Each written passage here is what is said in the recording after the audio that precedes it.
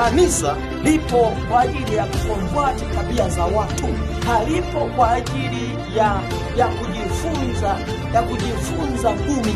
Kanisa halipo kwa ajili ya kujifunza kuinua vyuma, kupiga chimu. Kanisa halipo kwa ajili ya kuhamasisha watu wawe na roho mbaya. Kanisa lipo kwa ajili ya kumpika mtu awe na moyo wa huruma, awe na moyo wa utu, awe na moyo wa binadamu. Kanisa lipo kwa ajili ya kumtengeneza mtu awe mwema. Kanisa lipo kwa ajili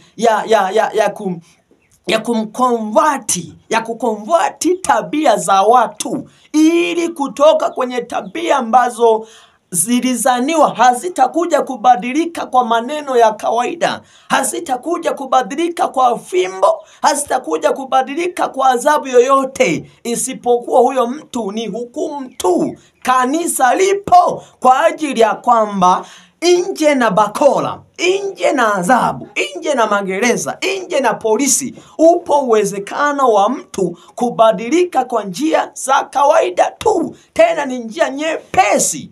Kanisa lipo kwa ajili ya kukonvati tabia za watu. Halipo kwa ajili ya kujifunza ngumi. Kanisa halipo kwa ajili ya kujifunza kuinua vyuma, kupiga gym. Kanisa halipo kwa ajili ya kuhamasisha watu wawe na roho mbaya. Kanisa lipo kwa ajili ya kumpika mtu awe na moyo wa huruma, awe na moyo wa utu, awe na moyo wa ubinadamu.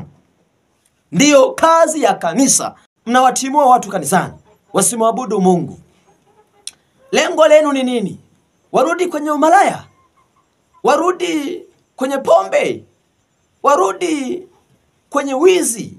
Warudi kwenye ubakaji? Kanisani kuna watu wengi wamesaidika. Pengine isingekuwa kwenda kanisani, paka sasa hivi wangeshakuwa wengine kwenye vituo vya polisi, wengine wangeshakuwa umehukumiwa jela, wengine wangekuwa magerezani kwa tabia fulani. Lakini kwa sababu ya kanisa limewakonvati tabia na mawazo, anayevuruga amani ya nchi nani? Ni yule ambaye anaenda kusambaza mahala ambapo watu wanakusanyika kwa ajili ya kuhamasishana mema. Ni yule ambaye anaenda na marungu kwenda kusambaza, kutawanyisha, kupiga na kutandika na kuumiza watu waliokusanyika kwa ajili ya kuhamasishana mema, ambalo ni neno la Mungu. Nikusomee Biblia ambalo ni neno la Mungu. Kitabu cha Ibrania 10 mstari wa 24. Maandiko yanasema, tukaangaliane sisi kwa sisi na kuhimizana katika upendo na kazi nzuri, wala tusiache kukusanyika pamoja. Tusiache kukusanyika pamoja.